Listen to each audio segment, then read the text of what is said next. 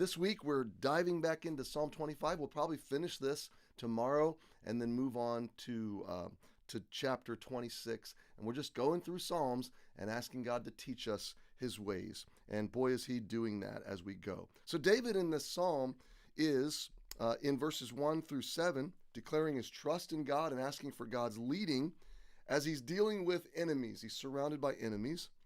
So he's kind of doing two things. He's seeking God and he's seeking deliverance from God. Verses 8 through 14, he turns his attention really to his own soul and to his reader and begins to teach and preach at himself and at his reader, saying, hey, this is who God is, and you can trust in him. And then verses 15 to 22, he turns his eyes back to the Lord and begins to list his troubles to God. And this is a good practice. When you're going through hardship, list it out, give it to God. He's aware of it, and it's good for your soul to pour out your troubles to God. And so we pick it up today in verse 19 after David has kind of listed his troubles, and he says in verse 19, consider mine enemies, for they are many, and they hate me with cruel hatred. Oh, keep my soul and deliver me.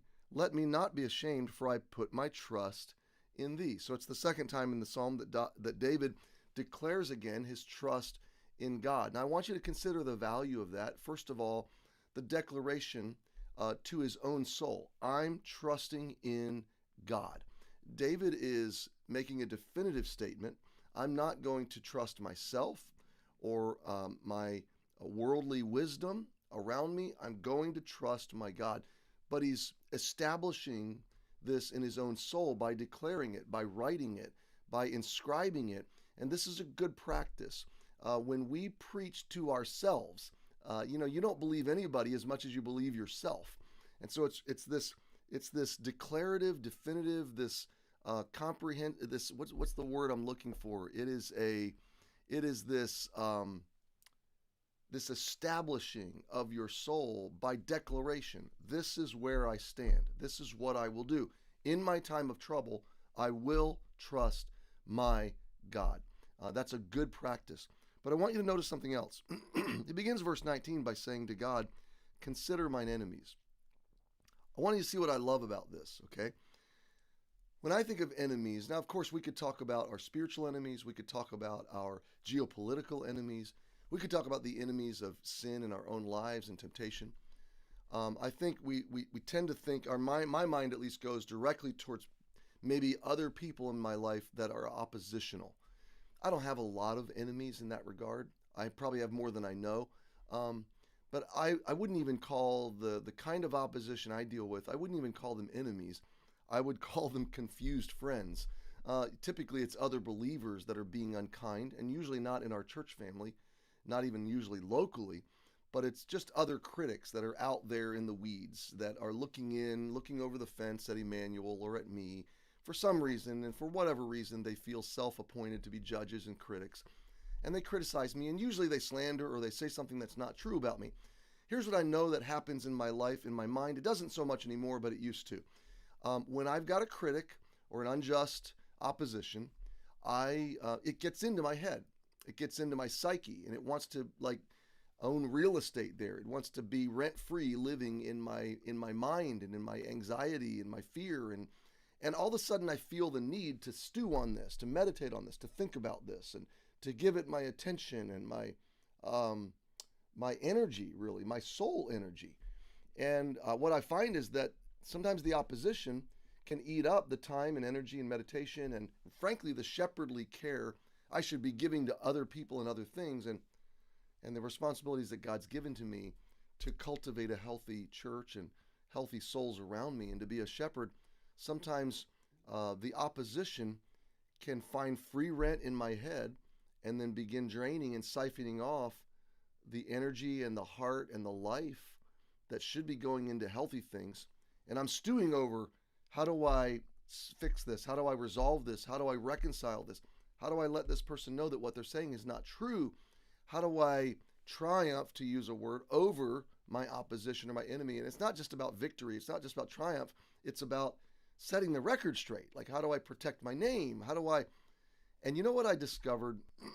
First of all, I'm not going to be able to do that, okay? Because when somebody chooses to live an oppositional life, if you resolve one question, they're just going to invent another. When someone becomes a critic and a judge, it's like smoking. You know, they take one hit, they need another, and they need another. And so even if you resolve their accusations, they're going to find another one. And what they kind of want to do is they do kind of want to get into your head. They want to own space there. They want to rent space there. And it occurred to me one day that only I have the key to my mind and heart, and I open the door to whom I choose to open the door to, and I give them space in my psyche. And I decided a long time ago, I'm going to give space in my mind to people that are honoring to the Lord and that are loving and helpful and encouraging and exhorting in my life. It's not that I'm not open to critics. It's I'm not open to unjust critics. I'm not open to unreasonable critics. I'm not open to critics that don't love me, that just want to hurt me. My point is, here's where all this is going. David has a decision to make. Where's he going to put his eyes?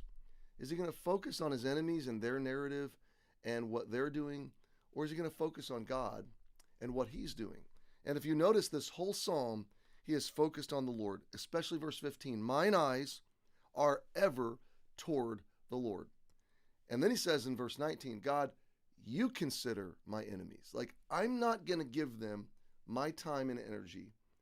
I'm going to give you my mental energy, my spiritual energy. I'm going to give you my meditation. But God, you give your attention. You consider my enemies. And he says there are many. First of all, there are too many for me to keep track of. It's overwhelming David. He doesn't have the margin, the emotional margin to deal with this. And they hate me, okay, which that's hard to process. When somebody hates you, it's really hard to dwell on that. And it kind of flattens you. It kind of sucks the life out of you. And they hate him, in David's case, with a cruel hatred, with a violent, oppressive, they want to physically destroy him, and he feels physically vulnerable to them. And so David says in verse 20, oh, keep my soul. Now, and deliver me. It's a cry on two levels. It's a cry for preservation of his physical life. Lord, keep me alive.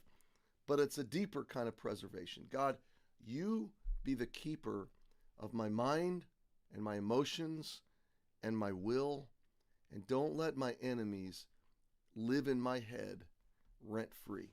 God, I'm going to give you my mental space. I'm going to give you my heart space, and I'm not going to give my enemies my heart space. So God, you consider my enemies, and then you keep my soul. Protect my inner world. My friend, keep your heart with all diligence. Guard your heart, for out of it are the issues of life. Don't give your enemies rent-free space. Give that care to God and let God keep your soul today and this week. Happy Monday. We'll see you tomorrow.